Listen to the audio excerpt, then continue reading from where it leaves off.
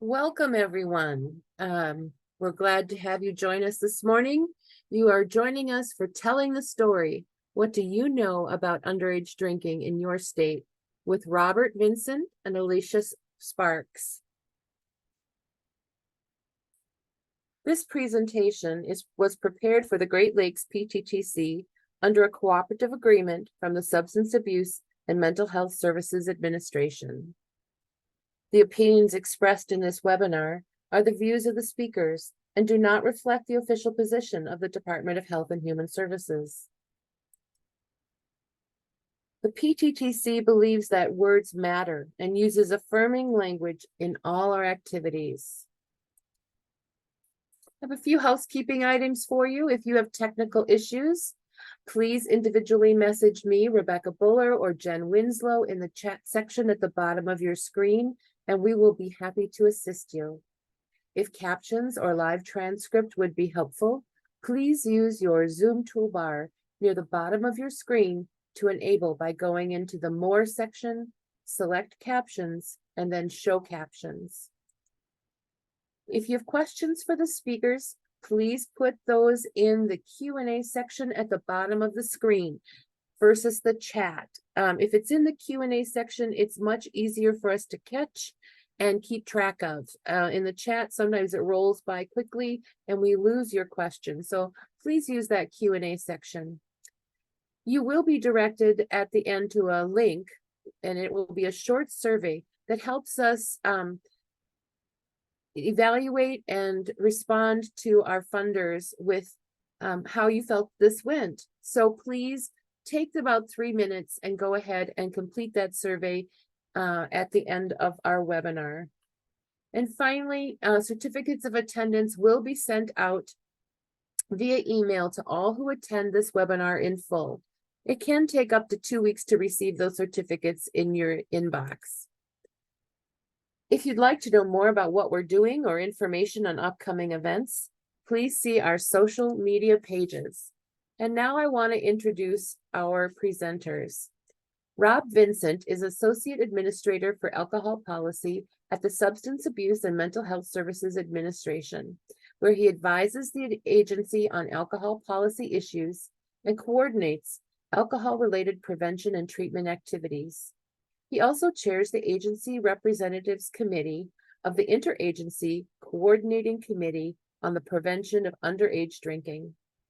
Mr. Vincent has worked in the substance misuse field at the local, state, and federal levels since 1988. He has worked in substance misuse prevention, intervention, and treatment for more than 35 years, and as a nationally certified clinician, and has served as Director for Counseling and Assistance Programs for the U.S. Navy and Public Education. Rob served as the Principal Investigator of the Olympia Effective Adolescent Grant and as a consultant specializing in the implementation of school-based prevention and treatment programs for several states. He received his Master of Science in Education degree from Southern Illinois University. Alicia Sparks has more than 10 years of experience at the nexus of policy and behavioral health research, including designing, implementing, and evaluating studies, programs, and policies, with a particular focus on systems-level change to prevent alcohol misuse and related harms. She is the current project director for NIAAA's Alcohol Policy Information System, as well as SAMHSA's Stop Act to Prevent Underage Drinking report to Congress. She has led the development of numerous publications intended for broad public dissemination. These include comprehensive guides on various substance use and mental health topics for community coalitions, the Surgeon General's report on alcohol, drugs, and health, and many peer-reviewed manuscripts with accompanying infographics to translate the research into practice. And at this point, I'm going to stop my share and let them take over. Welcome, everyone, to our webinar. Well, thank you very much. And it certainly is my pleasure to spend time with you today. I couldn't be more pleased to be joined with my esteemed colleague, Dr. Sparks. who has contributed greatly. So as we get going here today, you should be able to see my screen at this point. So apologies for the transition. And with that, so what we want to talk about today is telling the story. What do you know about underage drinking in your state? And so in part, the way we want to do that is through a series to help orient people to what the tools are available, but also some of the data. And Alicia will walk you through some of that as well. So why should we focus on alcohol? Why is that important in any real way? Well, first of all, it's the primary substance by most youth, and it's the earliest piece of initiation that we see. But we also want to talk a little bit about some of the background of the STOP Act, or what is known as the Sober Truth on Preventing Underage Drinking. And this is a piece of legislation that's been reauthorized now 4 times, and has been a historic piece of legislation that has really set the foundation for the multifaceted approach, or the federally coordinated approach, to preventing and reducing underage drinking. We'll talk a little bit about the key components and some of the state reports. We'll walk you through the Region 5 data. So this will give you an opportunity to really dig in and see the tools that we've created and how they might be applicable and useful to you. I'll circle back and talk a little bit about the national media campaign that's part of the STOP Act. And then, of course, we'll take questions and comments. And really, we would just invite your questions and comments as we go forward. Alicia, do you want to say just a few words of introduction? Sure. Thanks so much. Hi, everyone. My name is Alicia Sparks, like Rob mentioned. I direct this project, which you'll learn much more about. But as was said by the intro, I've been in the alcohol policy space for a long time, and I'm just really thrilled to have the opportunity to bring the work that we're doing directly to the folks who are doing the work on the ground. And so this translation piece is so pivotal to us to think about how can we take all of the words that we're writing and hand it over to the people who can actually implement them and move them to action. So thank you all for being here, and excited to dive in more soon. All right. Well, let us get kicked off here. So why do we want to focus on alcohol? Alcohol still remains to be the #1 substance of choice by young people. When we think about that and the harms associated with that, we know that if we can get ahead of a substance use disorder, specifically an alcohol use disorder, that we can take decades off the career of the substance use career of an individual. Well, I would invite you to think about what that translates to in real time for a young person. So this could be the difference between graduating high school, going to college, developing a full-blown alcohol use disorder, or any number of other harms that can be associated this way. And therein lies sometimes the real challenge, I think, for some of us. It's a legal product. We've had a very, very long conversation, a little over 7,000 years worth of activity around this. But in recent years, it's been a couple hundred years of, I'll call it, intensive conversation. That said, it's important to think about how we do that. And we'll walk through a little bit of the timeline and some of the key points. But you can see that the work that we're talking about, so this particular slide here talks about the historical trend. Now, we're only capturing this data really since the inception of ICPUD. And when I say the inception, the codification of the ICPUD actually occurred in 2006. The ICPUD was formed in 2004 by direction of Congress. And you can see that where that work sort of has gone and how it's changed over time. And you can see that we've made some meaningful progress. Now, as much as I would like to say, wow, look at that, isn't that great? A third of our kids are still harmfully involved. It's still very problematic. And the reality with young people is every year we get new young people. So it's not like we could treat the water one time, walk away and go, oh, all the water's good, right? We have to keep doing so. So there's still a lot of work for us ahead. Now, that said, there's, some of the work that will be discussed here is pretty important in that sense of really good prevention starts with good policy. And some of our most meaningful gains have really been as a result of that little law known as the minimum legal drinking age. And that was a pretty significant piece of legislation. I talked a little bit earlier about the 140,000 attributable deaths each year in the United States. Now, these are individuals that don't necessarily have an alcohol use disorder. This is alcohol deaths that are attributable directly to alcohol or indirectly as a result of sort of the consumption of alcohol. It still is that most used, but 15% of our youth have started drinking before the age of 13. So we know if we get there before 15, we can take decades off. In the world of prevention, it's so much more important to be earlier in that conversation. And we'll talk a little bit about that as the campaign side, where we talk about having conversations as early as 9, actually. But I would argue that the first prevention specialist is a parent, and that it really starts in the home and how we help folks do that.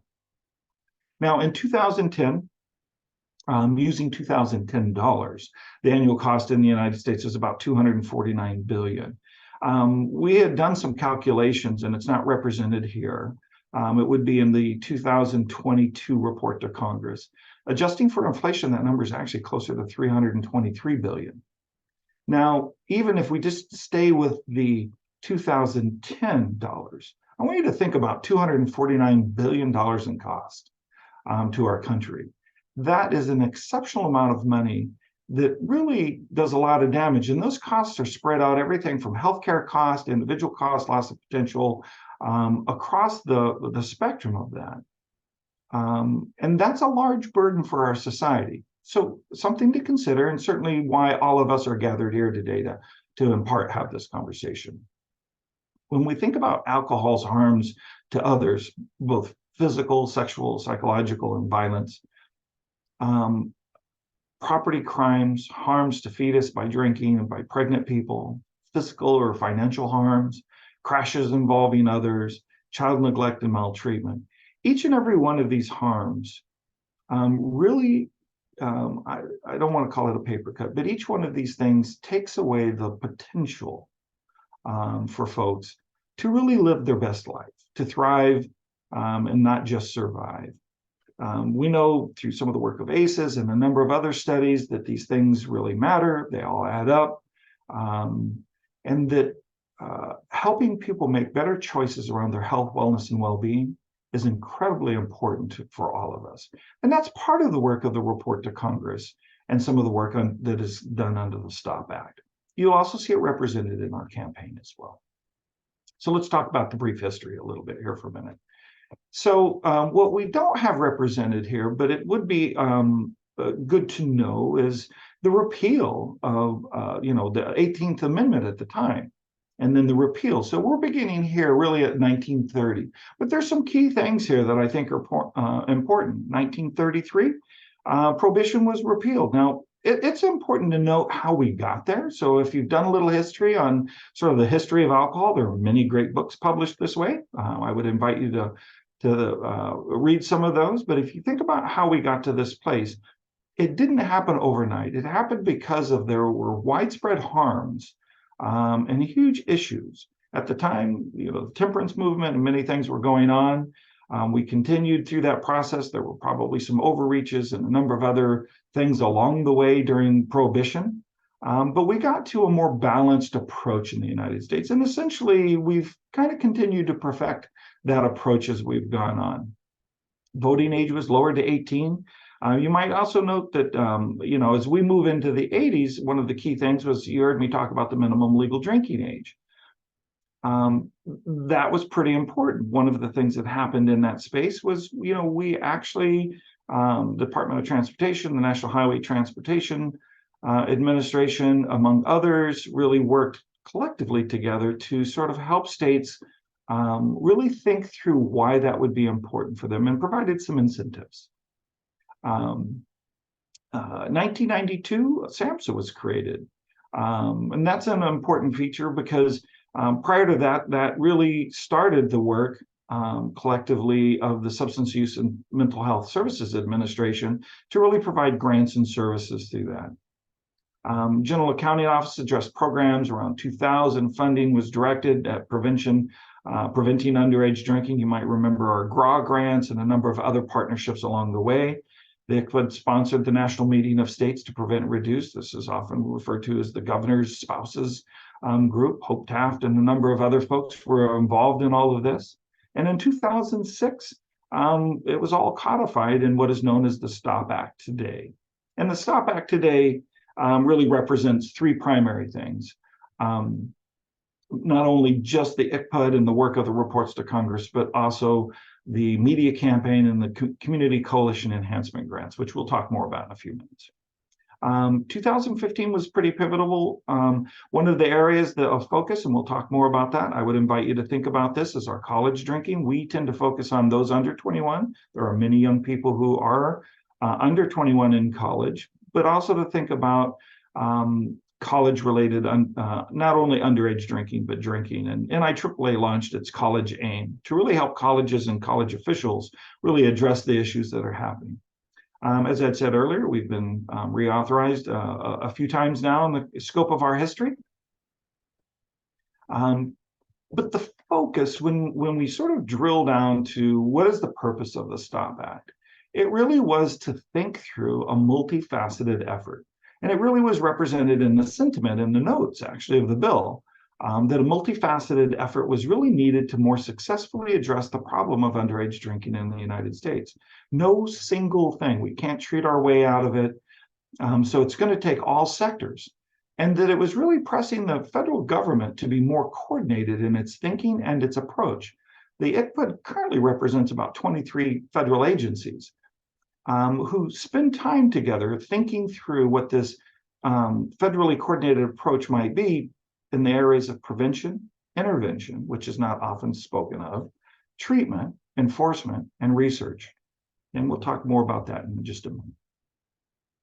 Our collective vision was really to provide national leadership in federal policy and programming to support states and community activities that prevent and reduce underage drinking, and to facilitate that collaboration both within the federal agencies, but also across with states and a number of private and public national organizations, including the alcohol industry. And this really is with, as it relates to the responsibility of health, safety, and well-being for America's youth. We collectively provide a number of resources. We'll be talking about a few of those today that we would invite you to take advantage of. As I'd said earlier, this is a good snapshot of the federal agencies involved. Our newest members, the National Cancer Institute, NCI, which we welcome with open arms, who's been amazing to work with as we think through and talk about the relationship between alcohol and cancer. So you heard me talk about what I often refer to as the three pillars. So you got the ICPD, the annual reports. This also includes our community engagement activities. We usually try to do no less than one, but usually try to do something on the order of 4 of those a year. And that includes our annual stakeholder meeting, where we present the annual report to Congress, to the public, and invite their comment and input at that point in time. But it includes the report to Congress, the individual state reports, as well as the state performance and best practices report. And the thing that's important to note here is that Congress was very explicit in the data they wanted us to collect and the type of reporting they wanted us to do. And so we've been very consistent with that. This is our 15th report to Congress this year, going through clearance as we speak. So it's very important to think about that in relation to the 9 measures that are captured in that. The second pillar is the national media campaign. You would know it by AKA Talk to Hear You. It is an adult-oriented media campaign. It's always important to note that. Sometimes people go, well, where's the youth voice? And while we understand that the primary directive here was to help adults understand, as we would refer to as get informed, be prepared, and take action, meaning have a conversation. But really to help work through the adults in the media campaign and provide information that way. And then the community-based coalition enhancement grants. Now, these are currently now at $60,000. They go out to about 170 some odd grantees nationally. They're a 5-year grant. You need to be either a current or a former drug-free communities grant to be available for some of those. So when we think about prevention, intervention, treatment, and while it's not written into the statute, we did add recovery to that, which was a collective consensus statement by the 23 agencies that participated in ICPUD. And primarily because we would be remiss to not really include that. But it also talks about enforcement and some of the policies, and Alicia will walk you through some very specific policies as we go forward with that. And then more importantly, the report really represents the synthesis of the most current research found in one location. To do this, these reports take a year to produce, and that means an entire team of legal epidemiologists, social scientists, et cetera, are working to take all of the latest publications, synthesize that information, and put it in a more usable form for you. So here's an example of those products. You can see the new design and layout. We try to freshen this every now and again. I love the design this year. So there's the 2023 report, as I said, is working its way. Each of the states have now been in receipt of their state reports and are working through some of those things. A couple of new things, and we're going to hit this twice, that we're involved with this year that'll be important for you, is for the first time ever, SAMHSA and under the leadership of the ICPUD and with our partners at the National Policy Lab here at SAMHSA are providing a policy academy on community implementation, community level implementation of alcohol policies. This is going to be a year's worth of coaching and technical assistance provided by renowned experts across the space. It is quite a feat. We are launching that as we go now. So anybody who's on this call that has interest, we're hoping that you might take time. We'll provide information so that you can contact us about that. But we're accepting 14 states total. Cohort 1 will be 7 states that will go through this process. And then at the end of all of that, it's going to culminate at Alcohol Policy 20, where you'll also have a track and have exposure to really the world, most renowned people in policy research and work that way. So you're going to get great exposure on a level that is really pretty unprecedented. Now, the final thing that we're working on is this year we've been asked to conduct a systematic review for recommendations for the U.S. dietary guidelines for alcohol. That work has only just begun. There's actually no information. The studies haven't been started, so we literally have no information at this point in time to report on that, other than we're starting the process of conducting a systematic review. And in about a year, we'll have information that we'll be able to share with people publicly and get input and do those kinds of things. All right, so let me turn it over to my esteemed colleague, Dr. Sparks, and have her walk through and take you down the road here for a minute. Great. Thank you, Rob. And I'm going to share my screen again. We apologize for the clunkiness of that. You all know how this goes. So that was really great. And we are going to hit more on the Alcohol Policy Academy at the end here. I just want to say I'm really thrilled about it. So excited to for you all to learn more. So you all know who you are, but just to revisit, these are the 5, I believe, states that we are 6, sorry, that we are going to just give you a little overview of what your data looks like. And I saw in the chat when people were putting where they're from that not all of you are from the Region 5 of the PTTC, and that's fine because I still think it's helpful for you to see what data you can find in your own state report, and we'll link to where that is as well. So bear with us a little bit as we go through this so that you can understand, what data we're presenting, how you can think about it, etc. And actually, you know what? I'm sorry, somehow it started on the wrong page. I want to give you an overview first of what you can expect to find in your for your state. So we conduct a survey, Rob just mentioned that, every single year. And these are the categories that we are looking for information on. So we collect data on population underage consumption. So again, we're really focused on that 12 to 20 population, but we need to understand the broader context in which consumption occurs. We look at behavioral health and substance use services. We get that from the state surveys that we ask for. We look at data that's you all are already collecting and publishing in different ways. We pull as much of that as we can to understand the priorities of all the states, where the funding is going, all of that, again, understanding the broader system in which all of this is operating.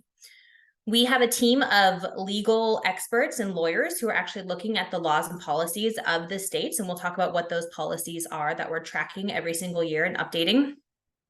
And then the actual survey itself, which you'll see some of the data, and some of you may be filling that out for us as we speak, or hopefully you're just about done.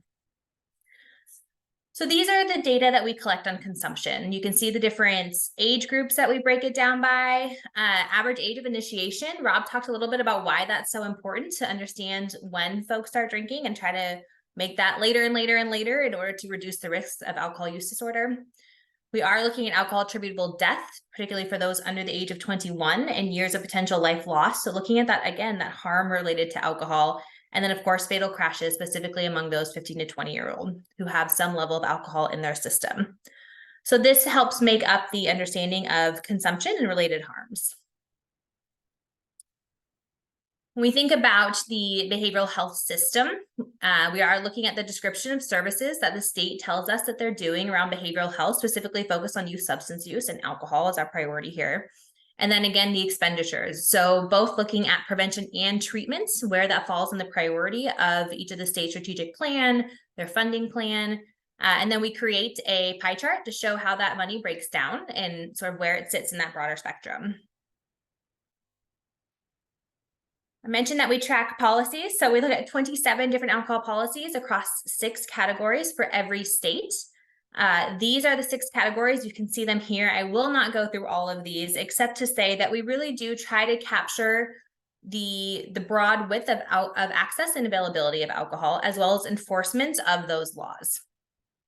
So you can see here, we're looking at price, we're looking at drink driving, we're looking at where alcohol is sold, how it's sold, who is selling it, and then how it's being picked up. Is it, delivery mechanisms, which is new and increasing, as you all have probably seen as a result of the pandemic, all of that. So each one of these policies is tracked every single year and updated by our team of lawyers who are pretty incredible. And then the survey data. Again, many of you may be responsible for this or somehow have a part in it, but we do work with all 50 states in DC. We've had a 100% response rate every single year that we've done this, with a little bit of poking and prodding to make sure we get there. But we are looking again at all of these different mechanisms of enforcement, of funding, of who is working together at the state level. Rob went through the federal interagency collaborating committee there, all the different agencies that are part of this. But at the state level, what are we seeing in terms of collaboration? Because we know that's a really important part of the work that we're doing, is to partner across agencies. What you all are looking at in terms of underage drinking, what you're reporting, and then again, some of the funding mechanisms that we're collecting here. So I think the timeline is just helpful for folks to know. So as Rob said, it takes a year for us to write the report to Congress. It also takes about a year, just under, for us to collect these data and then get them back out to the field.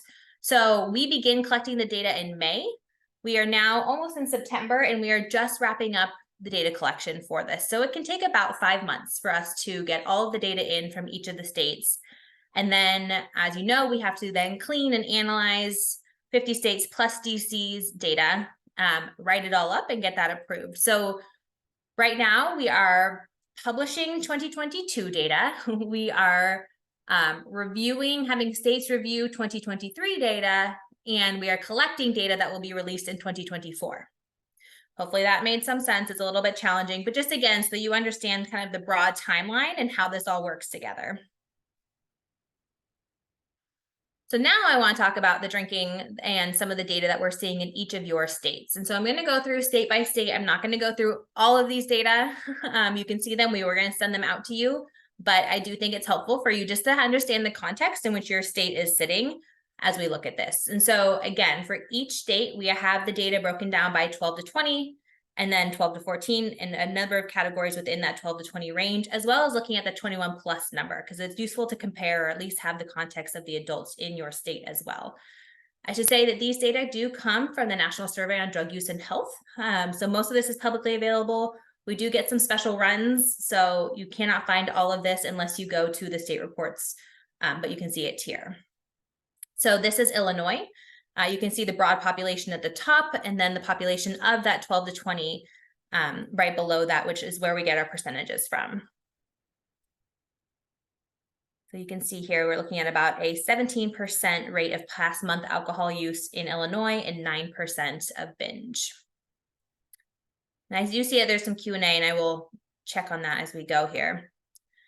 Average age of initiation, Illinois is 16. So we'll just keep that in the back of your mind as we're looking at other states and see how that varies. And then you can see alcohol attributable death. Again, this is just 1 year, 179, which is resulting in about 10,000, almost 10,500 years of potential life loss as a result of alcohol consumption in 1 year in Illinois. So we just pulled some of these out as some key points for you to look at here. And for each of you, we just want to put a few things for you all to be thinking about. So in Illinois, youth prevention education is the #1 priority for the state block grant funding. That's the stated #1 priority.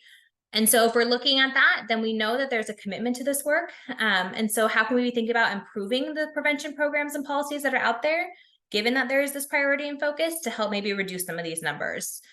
We could be thinking about which of the policy categories need to be strengthened. And these are some questions you're going to see across most of the states we talk about. And then is there a way to increase the reach so that we can reduce that number of about 17% or 9% of binge drinking?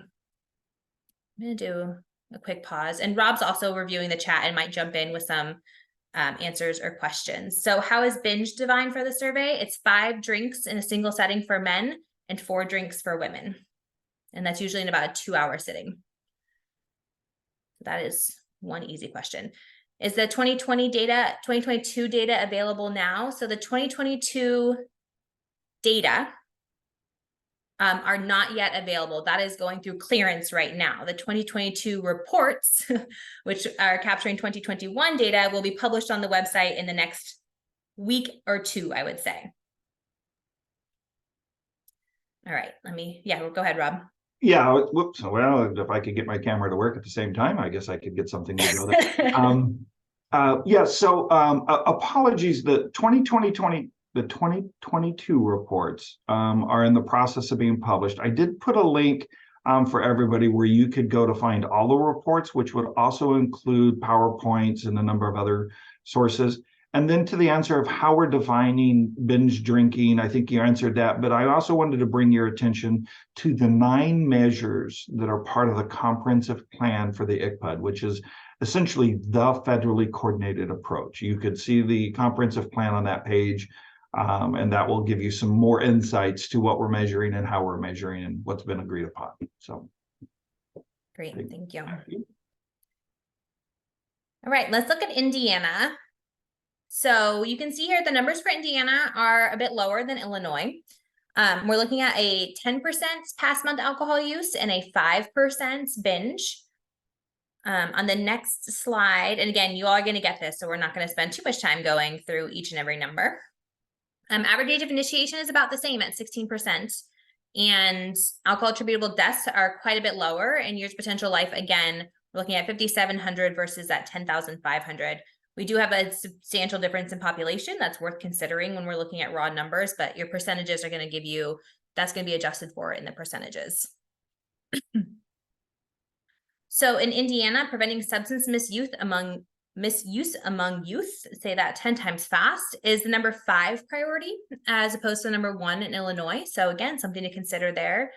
And then we do see, and you'll see this when you go into your report, Indiana, that enforcement statistics are a little bit low. So it looks like that maybe these policies are not being enforced in these programs as strongly as they could. So this is an area that we recommend looking at and, potentially focusing on. Again, I'm going to pull up the Q&A.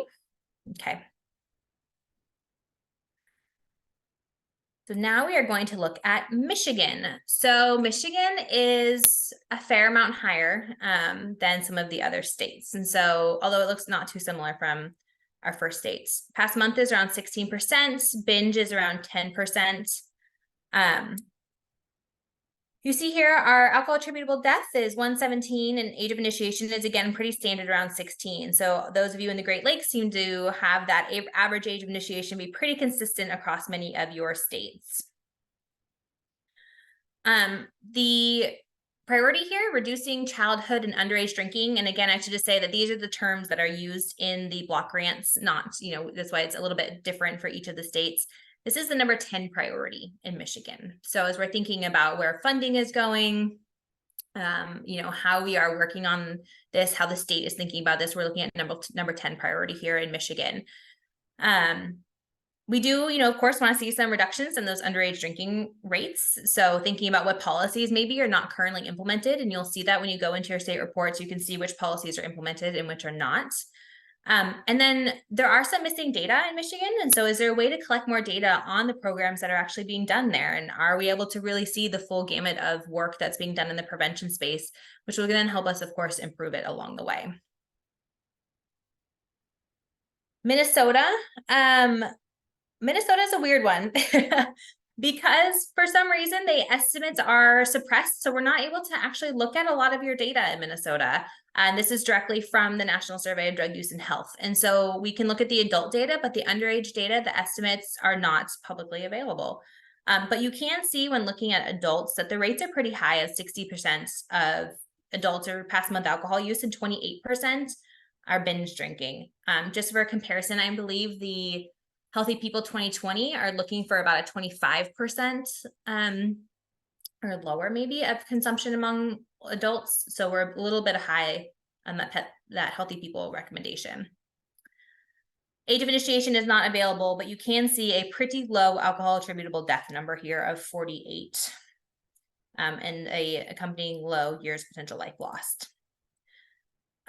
Reducing 30-day alcohol use rate is one of the priorities. It's number 4 for the block grants. So thinking about that, thinking about, again, our state and local policies. Minnesota has a lot of work being done there, but there's also been a lot happening in terms of repealing the laws around access and availability that we know are effective. And again, you can see that we certainly need more data on these populations. And for all of our states, thinking about how we can get more data on higher risk or historically vulnerable populations is a priority as well. So we're presenting one big number, but as each of you know, the demographics in your state vary. There are a lot of disparities in consumption among different racial and ethnic groups, among different sexual orientations and gender identity. And so thinking about how we can collect more data on these populations is only going to serve our communities better. So now we look at Ohio. And again, this is actually a state that has a fairly high percentage of past month alcohol use among your 12 to 20 population. And I think this is one of the higher binge numbers that we've seen at 12%. You can see that your adult drinking is pretty much on par with Minnesota. Age of initiation is a little bit older, closer to 17 than 16, and alcohol attributable death is a little bit higher than some of our most recent states at 151. This is a number 3 priority, and that's ensuring availability of prevention services to families and adolescents. And so this is about access to prevention. It's not necessarily including a policy and all of those. So the language here is a little bit more narrow as we think about the priorities. So again, thinking about policies, is there a way to put in evidence-based, population level policies that are going to impact the entire community as opposed to these prevention services, which are incredibly important, but serve a smaller group. Those work best when done in tandem with these population level strategies. And of course, looking at ways to gather more data on the programs that are state funded. Those are really important given the number 3 priority here. And then I think Wisconsin might be our last, but I could be wrong about that. We are looking at a 20% past month alcohol use and 12% binge. Wisconsin has a bit of a reputation for consumption. You can see a 63% past month alcohol use among adults and a 30% binge among adults. So, we do know that, as you probably are seeing, that as your adult consumption rates are higher, your youth consumption rates are also higher. We know that there is a relationship there between adult and youth drinking. Average initiation is 16, and alcohol attributable death is actually fairly low. So even though the rates of consumption are fairly high, we're not seeing that necessarily translated into higher rates of death at this point. Reducing adult and binge drinking is a priority number 5 here. So right now, the only one that we've seen, the first state was our only one, Illinois, of being a number 1 priority. The rest of these are falling a little bit down there. And so again, just thinking about what data are actually collected and what policies are implemented. Oh, I sped through that. Let me just pause and see. There are some questions I think that have been answered in the chat, but does anyone have any questions about these data, about what we're presenting, anything that we just want to take a quick second before we move on to one of the other pillars of the Stop Back Withdrawal we'll talk about?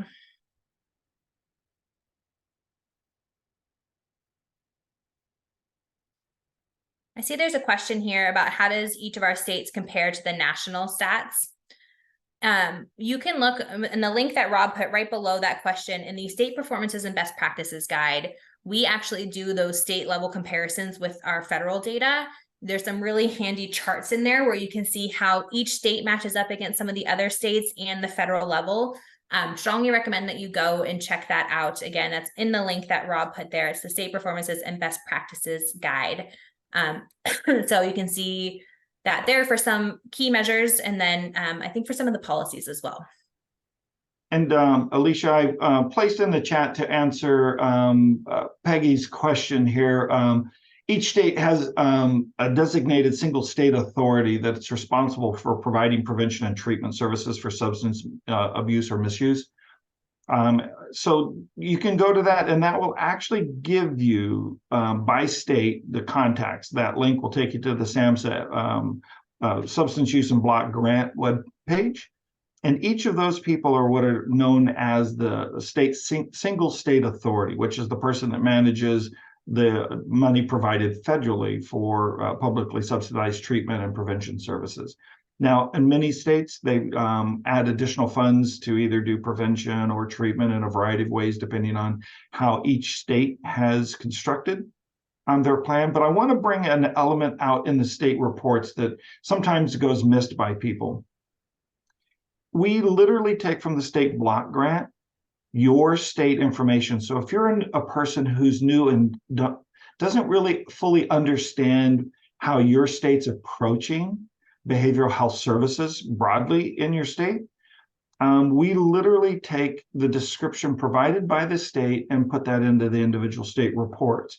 So by going to the state reports, if you're a person that's new to some of this work, or even if you've been there and maybe have been working from law enforcement perspective for a while, this will describe to you the totality of your behavioral health system and what they've prioritized in that, which is a pretty useful, including expenditures. Alicia had mentioned that as well. So that it'll give you an awful lot of information. Now, granted, I apologize, it is a lot of reading. This is a very dense report, but we've tried to include everything we could think of that if I was sitting in a planning or a policy chair in the state, that would be useful to me, or for that matter, a community coalition who's looking to maybe provide a community voice into this conversation a bit more. The other thing I just want to add too is that because we know it's a lot of reading, we have taken all of the state reports and created individual PowerPoints for each of you. And so you can go on, again, on that link. If you are Wisconsin, you can go and you can read through your whole state report, which I strongly recommend that you do. But then if you want to take those data and, present them to your health department, to your coalition, we've already created the PowerPoint that has a bunch of the key figures and facts pulled out for you. And those are located on the website as well. So there is a way to have a little bit of a synthesized version if you want something that you can share with your colleagues. We'll be, sprucing them up a little bit over the next few years as well, but they're there, the data are there. And I think that's a really helpful tool for folks to do a quick look at too. I'm putting in the chat, just by way of reference, the 9 measures that we look at across the system. So this is the agreed upon 9 measures. There were 12 initially, but we actually didn't have data for 3. And so to Alicia's point, there is an inordinate amount of special runs and additional data that we either get from Monitoring the Future, CDC, and or NISDA data sets that would be hard for anybody on the outside, short of a researcher who's made a request. So we've tried to take things that would not be easily available for a local community coalition who may or may not have an epidemiologist or a researcher, a good, strong evaluator, or may not even be aware of how you would get some of this information. So we tried to do that for you and then package it in these state reports. And some of that's represented in the PowerPoints that Alicia's speaking to as well. Robert, excuse me, did you say you put that in the chat? I'm getting ready to do it now. I'm finishing up the typing and getting ready to add those measures now. In the State Performance and Best Practices report, and I'll put a straight link to it too, you can actually see the side-by-side comparisons, which is a very useful tool, I think, to folks. I'm thinking I'm thinking that we can finish going through these slides, and then actually I will stop sharing my screen for a second, and I will go in and pull up the SBBP and then reshare, just so that the SBBP is our shorthand. It gets long as you say it, just so that we can do a quick scroll through and folks can see what data are there and how that looks. So maybe that would be helpful for folks, then we can answer some questions at that point. I think that would be good. So Rob, do you want to talk us through Talk They Hear You? Yep. Yes, let me go ahead and walk us through. I think my camera is back on, so I think we just need to do the focus. Apparently my camera's not showing up. You may have to let me just. We can see you, Robert. Yeah, we can see. Oh, okay. I Yep. just couldn't see me. That's all. I got it. So let me talk through the national media campaign. And again, this is a national adult-oriented media campaign. There are really three things that we seek to do for three separate audiences.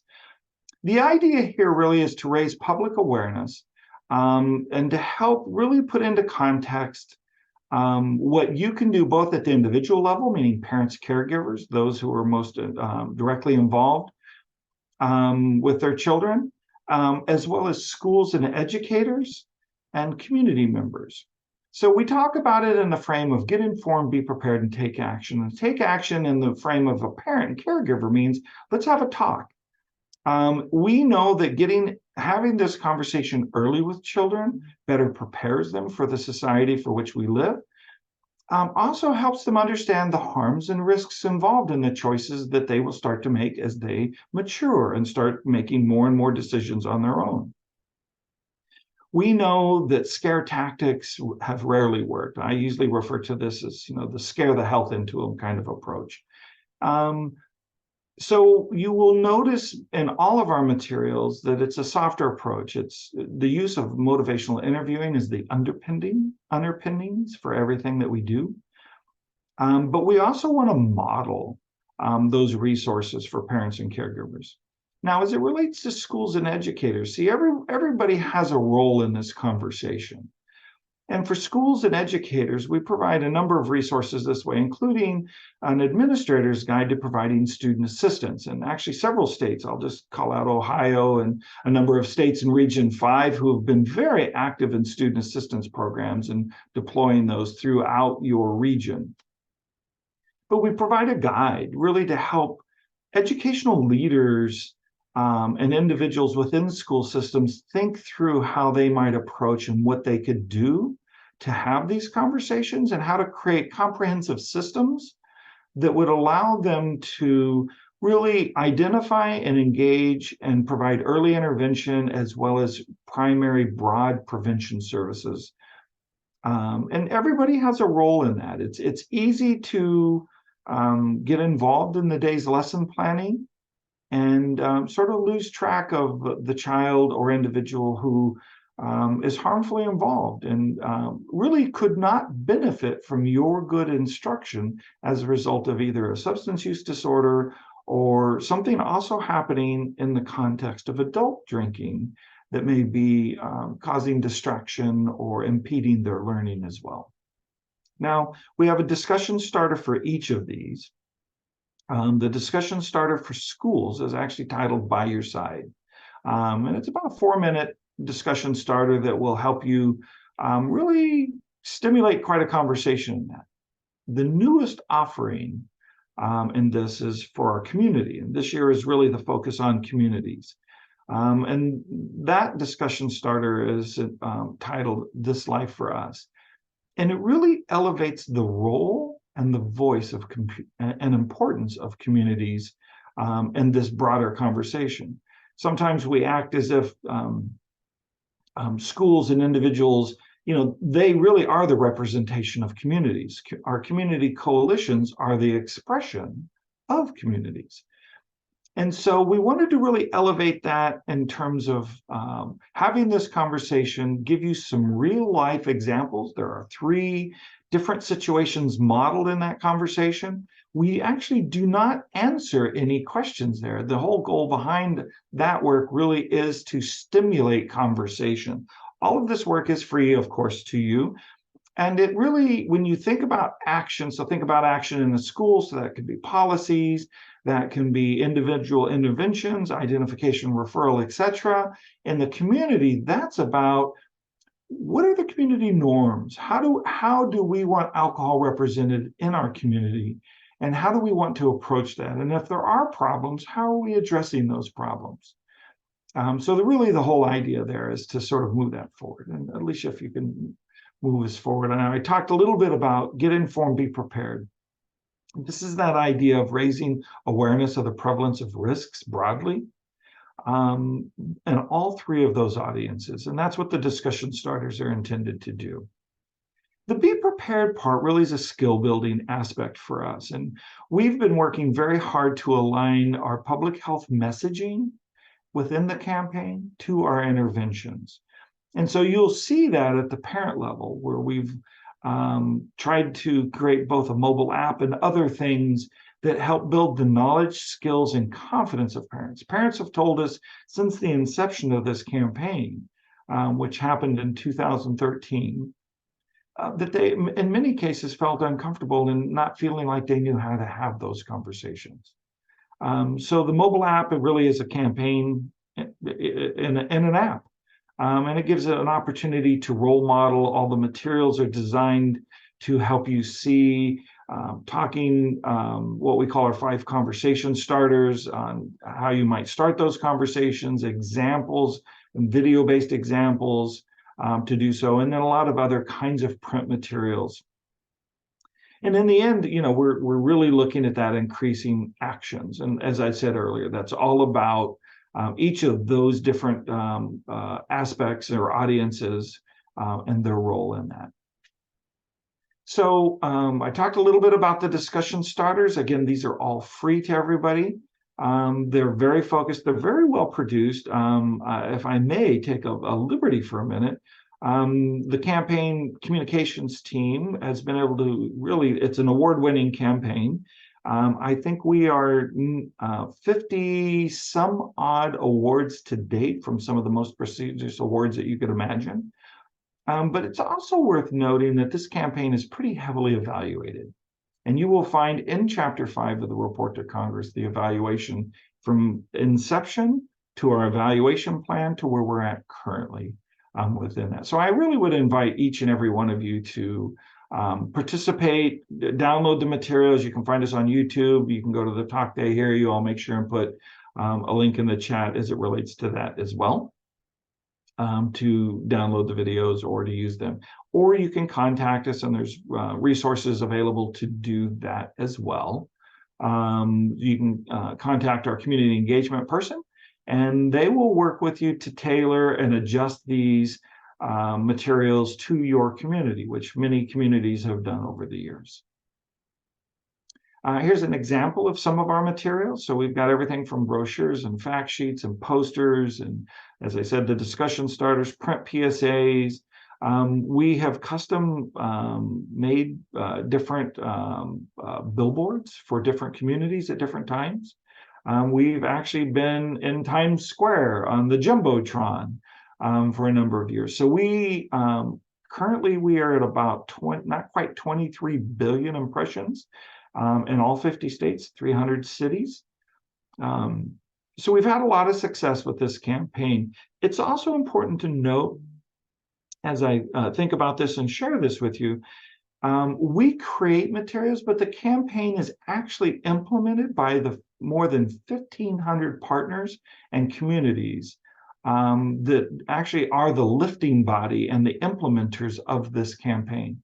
Every product to date that's been created has been created as a result of communities and focus groups who have told us, we need something like this, including our latest offering, which is Screen for Success, which is a self-screening and referral management tool that you'll see. So I sort of talked a little bit quickly here. Let me move us into a couple of those resources very specifically. The Student Assistance Guide for School Administrators. Again, as we're talking policy, there are really some components there that we think are essential ingredients: school board policy, staff development, program awareness, identification, referral processes, problem-solving teams to do that, as well as the direct services, both preventatively and then therapeutically. And that could be things like school-based mental health centers, that could be federally qualified health centers, a number of those things. Student assistance really did get its start in the prevention side of this broadly around broad-scale comprehensive systems. But also the level that schools aren't islands. So cooperation and collaboration with the local community coalitions and the state leadership is pretty important. And we advocate for strong integration across all of these programs. And then, of course, lastly, program evaluation. So in the vein of Screen for Success, so let me just talk about screening as a prevention strategy. And I know in our prevention field, the term screening and assessment has been a term that has created lots of conversation over my 35 years in the field. But I want to posit to you and really invite you to think about early and periodic screening, which is really recognized as one of the best ways to prevent the progression of more severe disease states. And it's used every day by all of us in all of our healthcare systems, and we may or may not even recognize it. So think about those of us that are people of a certain age who are being checked for colon cancer or breast cancer or any number of other things. And I would invite you, every time you go to your local physician and the nurse or the nurse's aide puts you on the scale and they take your weight and your blood pressure, you see all of those are screening. Those are all indicators of, do you have high blood pressure? And if you do, maybe we need to look into this differently. But it's an indicator, and that's essentially what Screen for Success has done.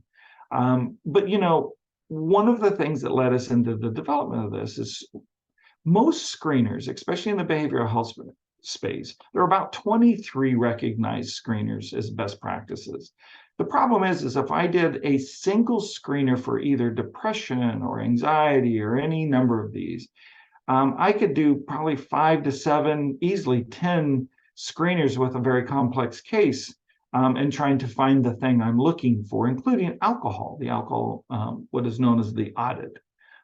One of the things that when we thought through this is we felt like we needed to really think about how we could create a multidimensional screening and help make the results identify strength areas and then build on the sort of what I'll refer to as elevation of risk. If we can go to the next slide, please. Sorry about that. The idea here really is to look for elevated risk of those children earlier in the process. We are creating 2 versions of that. We have 2 publicly available in the mobile app currently, Screen for Success as a self-screening and referral management tool that will also take you to resources. So it's one thing to identify that there's some elevated risk for either health, wellness, or well-being. We have measures for all of those, including measures for suicide. There are more than 60 items across 5 domains that we're looking through. And they are oriented around health, meaning physical health, wellness, meaning mental health, substance use, and family functioning, well-being, meaning those items that help us thrive more broadly in our lives. But it also maps onto geo-mapped services within your zip code and community, as well as national resources to help you get the sort of thing that you might be looking for. We are in the process of building out what is referred to as the professional version of Screen for Success. This is really oriented to either organizations or states or large-scale implementation, generally in a more organized way to do screening that's generally conducted at the professional level. This could be a prevention specialist or a clinician, either way. It does not require licensure, nor is it a diagnosis. Again, we're only looking for elevated risk so that we can prevent these things or intervene early in the process of all of that. And with that, why don't we go to this last slide? And I'll talk a little bit about the Policy Academy, and Alicia, I'd invite you to do the same. In fact, I talked a little bit about it briefly. Do you want to spend a minute just talking about the Policy Academy and some additional information there, and then we can open it up more broadly for a lot of the questions that we have here, which we have several. Sure. So as Rob previewed for us earlier, we are launching a year-long Alcohol Policy Academy. And so this is an opportunity to learn from a team of experts about how to move alcohol policy forward at the local or state level. Hopefully you all have seen, and we will put in the chat, SAMHSA produced a guide, oh gosh, about a year and a half ago, maybe 2 years now. It's an implementation, it's a community level policy, implementing community level policies to reduce alcohol misuse. And so it's a really fantastic, I'm a little biased, guide about alcohol policy, what policies work, some examples of how they're implemented at the state and local level, how we can think about equity within each of those policies, what are some of the issues around that, some case studies for a couple of different policies. We have 3 different case studies in there, and then how to evaluate policy. And so this Alcohol Policy Academy will take that guide and move it into action. And so, as Rob mentioned, we're running 2 cohorts. The first is starting now, basically. The letter of intent is due September 13th.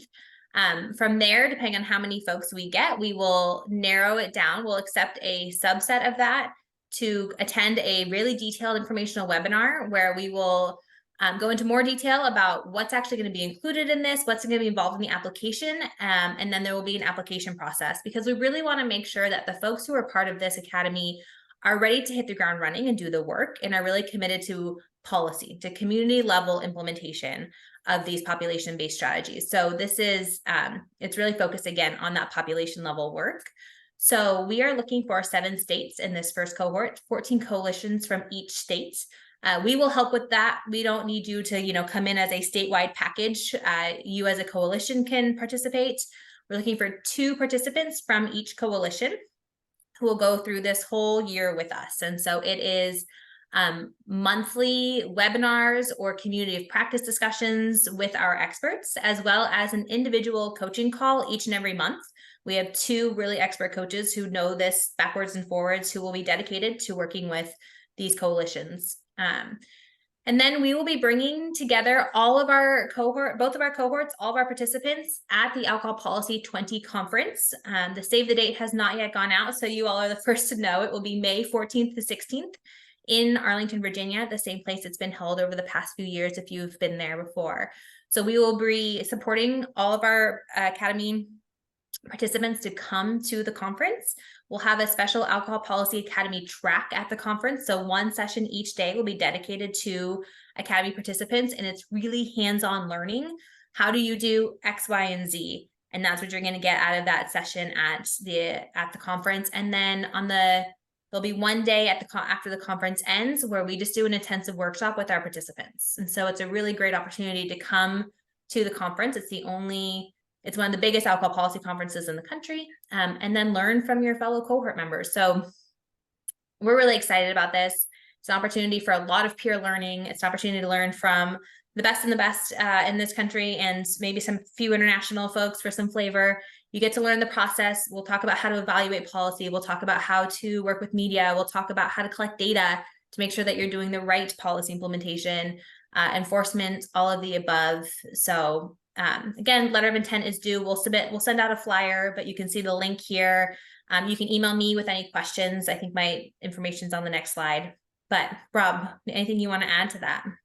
No, other than, we are certainly pleased to be in partnership with the National Policy Laboratory here at SAMHSA and the 23 federal agencies of the ICPUD, who have all had their fingerprints on this at various times, and part of this larger discussion. I really think this is an unprecedented moment to really provide states some of the data that you just saw presented in the report to Congress and the state reports, to bring some of that to life.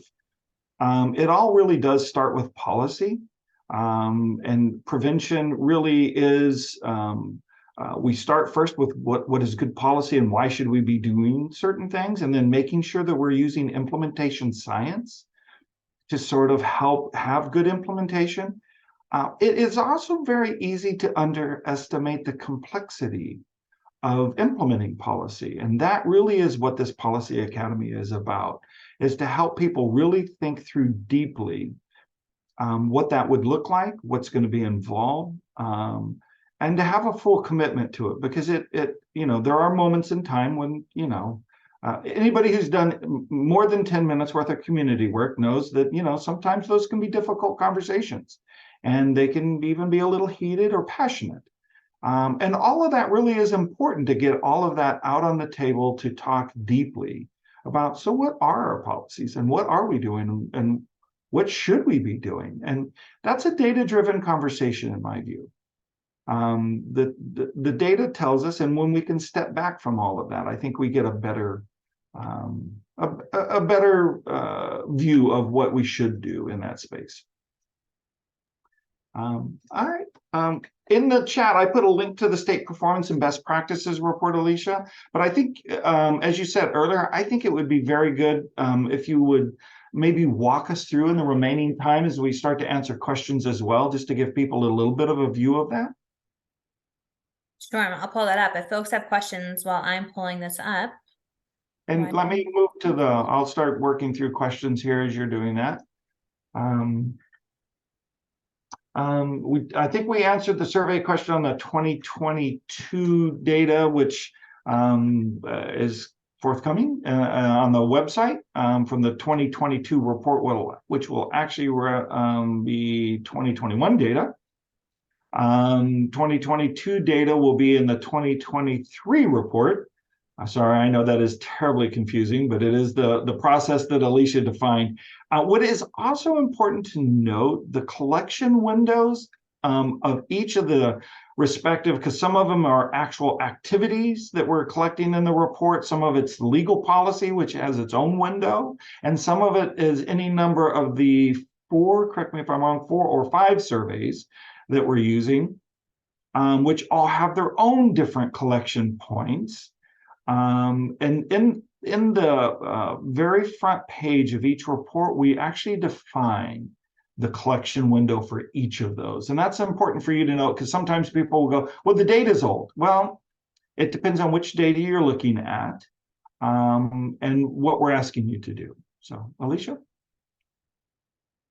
Oh, I may have got you prematurely. No, I'm good. Sorry, I keep coughing, so I muted myself. All right, let me just share. And what I'm going to do is actually show you when you get to the main stopalcoholabuse.gov page, this is what you're going to see.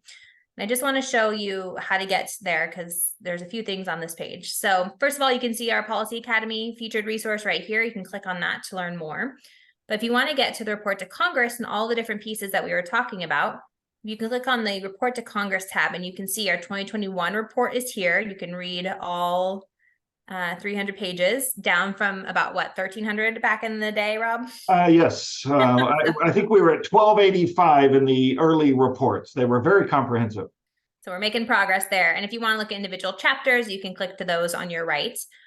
And then the State Performances and Best Practices Guide is here, which I will click on in a minute. But I do just want to show you, again, if you want to look for your specific state reports, let's just choose one here. We can look at Illinois. I do just want to show this to you really quickly, because we went through a really high level overview of what you can see here. And again, you can see that table that we pulled out right there. Could you go back up just a little bit? I want to just underscore for the woman who had asked, so who do I contact? Oh, yes.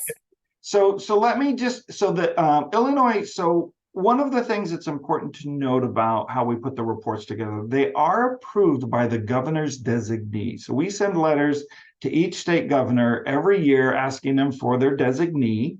It changes periodically over the years, and sometimes it may involve an SSA or an NPN. Other times it might be more of an enforcement agency. There's any number of people that could be the governor's designee. But we asked for it and confirmed that. In this case, this is Rafael Rivera. And so this will give you who that state contact is, including their email and phone number. And we do that quite intentionally to help the very question that we received earlier. So sorry about that, but I just wanted to illuminate that for people who are looking for that information. Great. We do lay out the substance use behavioral health system, what the authority is, who the primary agencies are, what their responsibility is, and then looking at, sorry, I'm scrolling here, prevention specifically. And then we break down, again, I mentioned that we have a pie chart of how funding looks for substance use. So you can see that here, some of the key funding mechanisms that exist for prevention and treatment. And then we get into the laws and the policies. So you can see here for each of those policies that were on the slide, we say, do you have it or not? And if there's any nuances, we try to flag those in here as well. As you can imagine, there's lots of nuances on these laws. But we try to make it as clean as possible for you with some notes when needed. So all of that is here, so you can see exactly what is happening for your states. Just gonna try to keep scrolling. 27 policies is quite a few to get through. And then we move into the survey responses, which we talked a fair amount about. So you can see these are different questions we ask. We ask about enforcement strategies. What do you have? What does your state have? What do they do? Any statistics that we have, any data on the actual strategies. You can see this is a place we often don't have as much data as we'd like. So we really encourage folks to work with their enforcement agencies. And that includes sanctions and then any additional notes. So again, you can see here all of the different questions that we ask, all the different policy or different programs that are funded are all categorized here. There's Partnership for Success, for example. Any data that we have on who's being served in those programs we include a description of it. And so you can see all of those here. So this is all, and it goes on for a few more pages. This is what you can find in each of your state reports. And then if you want to see a condensed version of that, you can go to your PowerPoint here. Might take a second. And while you're pulling that up, one of the other things that the ICPUT is getting ready to discuss is the change in our annual survey. One of the things that we are looking at is including some questions on prevention workforce. We know the behavioral health workforce is challenged. We know in particular the prevention workforce has its own challenges. So we are looking at adding some questions there from each state on the prevention workforce in particular as we think about how to best give you useful tools. I realize that I'm still sharing, but you all are seeing not the slides. Okay. Switching over. So this is what the PowerPoint looks like. Make sure that you can see that now. Yes. And you'll see we also provided notes for you all so that you know you can have some talking points if those are helpful for you as you go through. Some of these are the overview, just slides that Rob presented, but then we do get into your specific data. So we break down basically the key things that are in your report. We break down what's there, and then we start to look more specifically at Illinois. So again, all of this is here. It's all presented. Some of the asked about national comparisons. We do provide those when we can. So this is looking at how Illinois, although it's doing the same downward trend as the US, is still tracking above, although you all might be converging as of 2019. Yeah. So when we can present trend data, we certainly do. When we can present comparisons, we do. And then we provide some of your policy examples and how you look compared to the rest of the country as well. So all of that can be found. You can see here there are 35 slides that you can pull out and use for your community meetings or anything else that you are doing. And think about those as a place to start. So many states, I know Illinois is one of those, but certainly Washington State, my old home state, was another one. Many states have a state survey that they do, which means you'll have local data.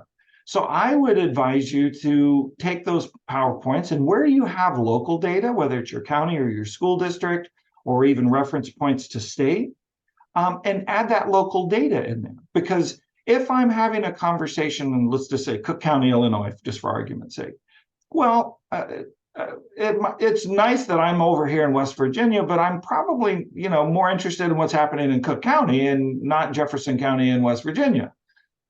So all of that really, I think when we talk about telling the story, all of that helps you talk about what's happening within your community, within your state, as it is referenced to the national picture.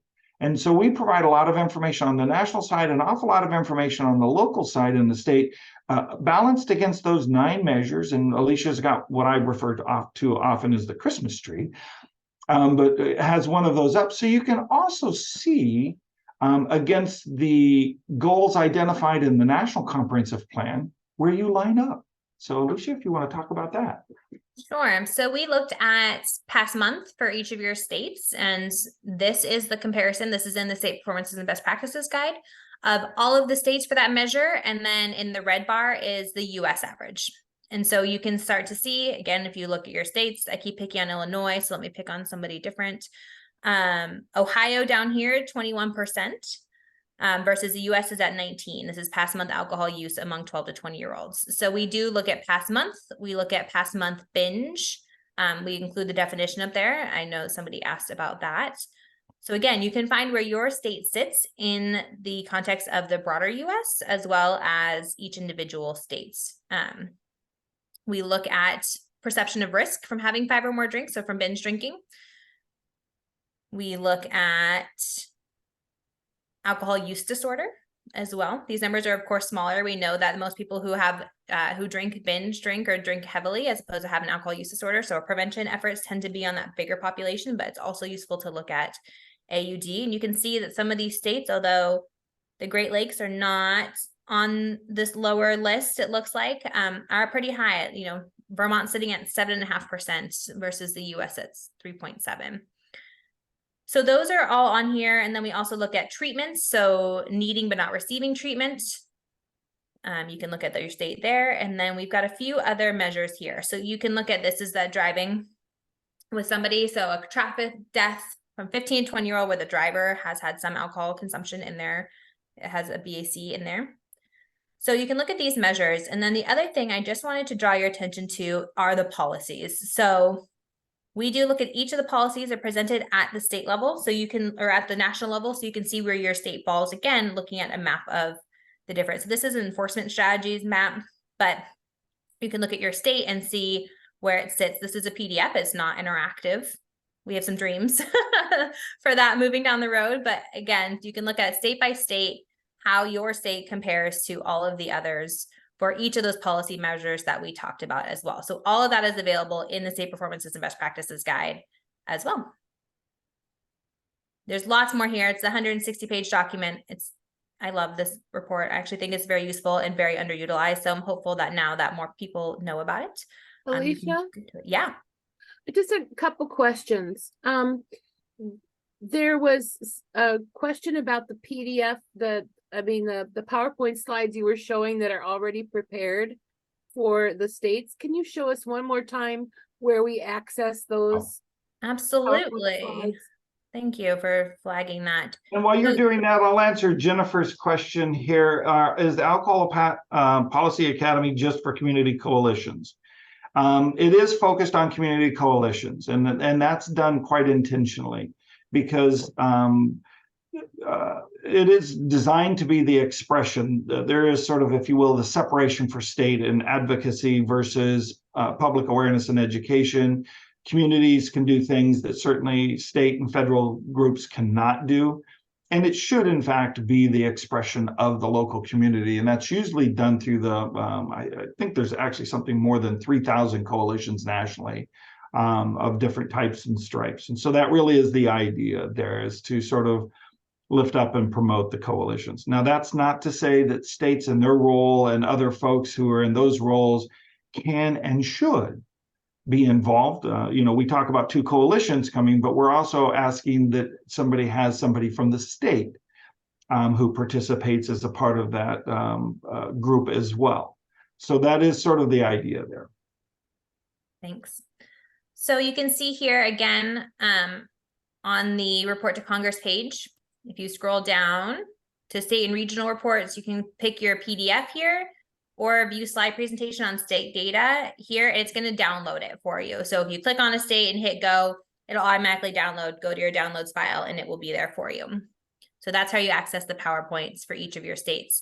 I will also just mention we do break it out by region. So if you want to look at everything, it's just compiled. So if you want to look at pull all of region 5, so you can just look across. Pull up region 5. I think one of the things that happens here, while we tend to focus on the state reports, at the front end of each of the regions, we actually kind of give, if you're somebody who's doing more the regional look at things, then this would allow you to see some of the census data, some of the broad statements around the region as well. It is limited depending on what kind of statements we can make. So it does have a little less in it than you would find in your state reports. But we did try to do that in particular for SAMHSA regional administrators. We also identify, many of you may know Jeff Cody, who is the SAMHSA regional administrator for Region 5. But we also put you in contact to sort of help folks understand who the points of contact along the way are as well.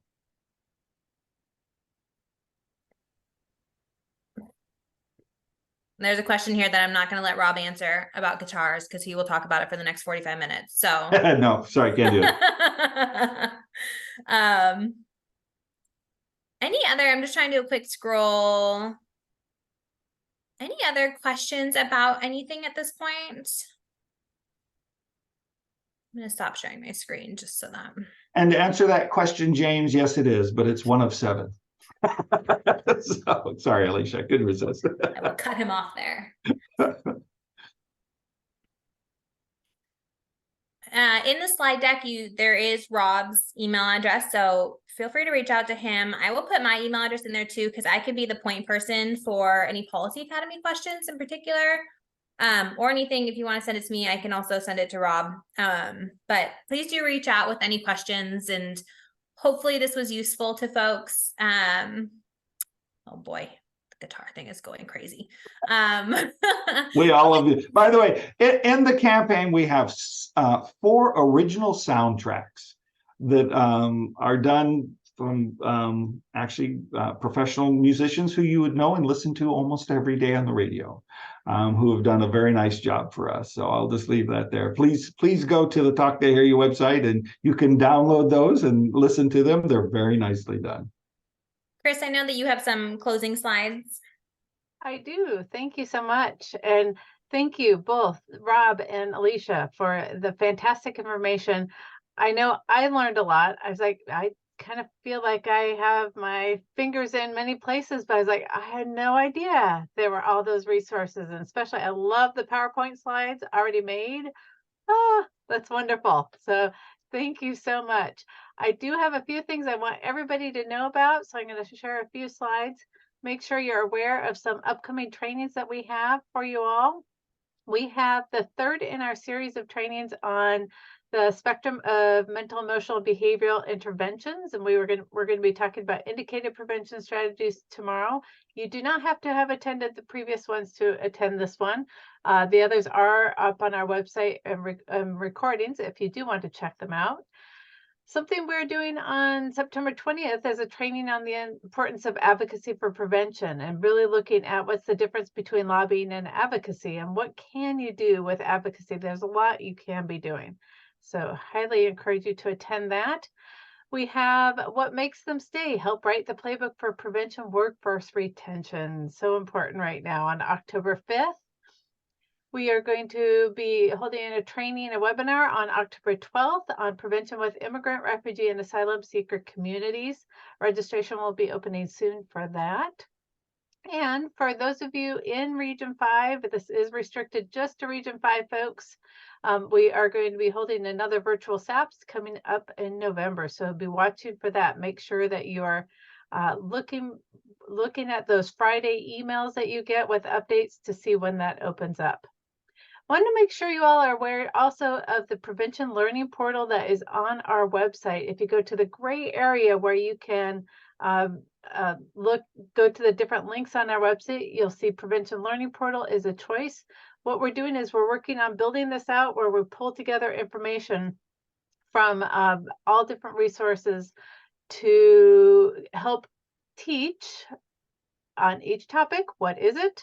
Learn about it and take action. So just a really nice summary place to find information about the different topics. I hope you will check it out. And if you haven't already, we hope that you will like and follow our Facebook page. This is where we put up the most recent information we get. I did, as Rob and Alicia were talking today, put one of the links to the report on our Facebook page as well as LinkedIn page. You'll see that next. So be sure to check it out, and that'll be an easy way for you to access that. If you are a LinkedIn person, please like us or follow us, I should say, on LinkedIn.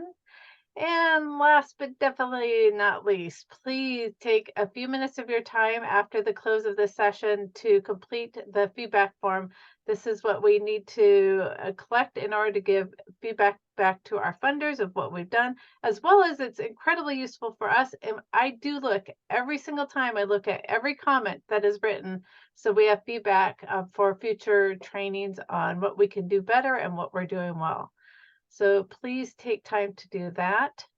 And with that, any last thoughts or questions, comments from Robert or Alicia? Well, I know from my chair, I would just like to thank you, Chris, and our PTTC partners for all of the work that you're doing. It really takes a village to sort of do this work. It's sometimes can be frustrating. So I just want to thank everybody who's on the front line every day doing this work. I want to thank you from the bottom of my heart, because I know it can sometimes feel with COVID and everything that's gone on in the last few years, sometimes like, I'm done. I don't want to go anymore. But it makes a difference. And there are a few programs nationally that you can point to that have the track record of what has happened in alcohol, both from a policy perspective as well as the programmatic side. And so I just want to thank you, because none of this happens just because somebody's magically waved their wand and produced a report. It's real work every day right on the front line. Absolutely. Thank you. Well said. Well, thank you one last time, and thank you to you all for your engaged participation. So much going on in the chat, which is wonderful, and great questions asked. So I hope you all have a wonderful rest of your day. Bye-bye. Thank you, everybody. Bye-bye.